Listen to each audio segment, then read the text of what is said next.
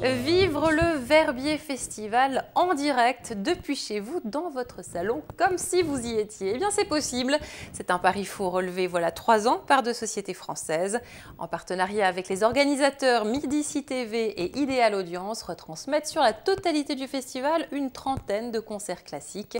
Le tout gratuitement et en live. Le succès est aujourd'hui au rendez-vous. Voyez ce sujet de Fabien Gillot.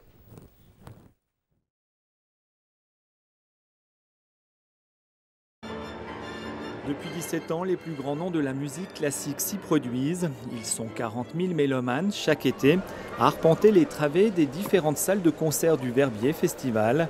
Lors de son discours d'ouverture, Martin Engström ne se prive pas de saluer la présence fidèle et grandissante des internautes disséminés dans plus de 200 pays. Je vous rappelle que l'année dernière, plus de 1 million d'internautes ont ainsi suivi nos concerts. Nous pensons qu'ils seront encore plus nombreux cette année. Et juste avant d'aller sur la scène, on m'a dit qu'à partir de ce soir, et c'est une première mondiale, tous nos concerts vont être...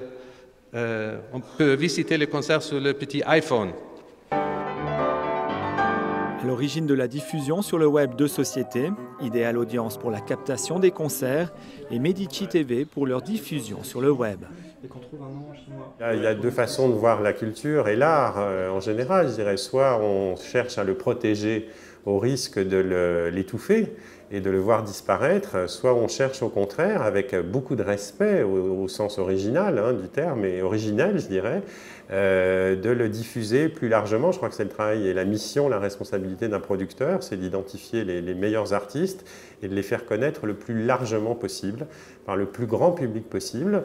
Reste l'avis des mélomanes. Est-ce que les concerts de musique classique peuvent migrer vers les plateformes internet sans en péjorer l'esprit et la qualité artistique? L'avis d'Alexandre Barlet et Pierre-Olivier Bardet. Alors, je pense qu'il faut le juger comme un autre produit. Il ne faut pas imaginer que quand on regarde sur un écran d'ordinateur un concert avec 80 musiciens, on est dans le même dispositif que si on vit la chose dans la salle de concert. Je pense que le concert de musique classique, d'abord, c'est toujours des concerts acoustiques. C'est des concerts où le musicien s'adresse directement à vous par son instrument. C'est un moment irremplaçable et unique. Le streaming ou la possibilité de voir ça sur l'ordinateur, c'est, j'aurais envie de dire, un produit dérivé. Mais néanmoins, c'est une performance, si on la considère à l'échelle de la qualité du web, à l'échelle d'un petit écran plat de 30 cm, qui peut donner une idée magnifique de la grande musique classique.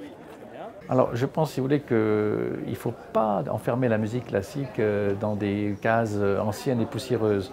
Je crois que plus on aura l'opportunité de la partager avec des gens dans le monde entier, plus les gens iront dans les salles pour l'écouter.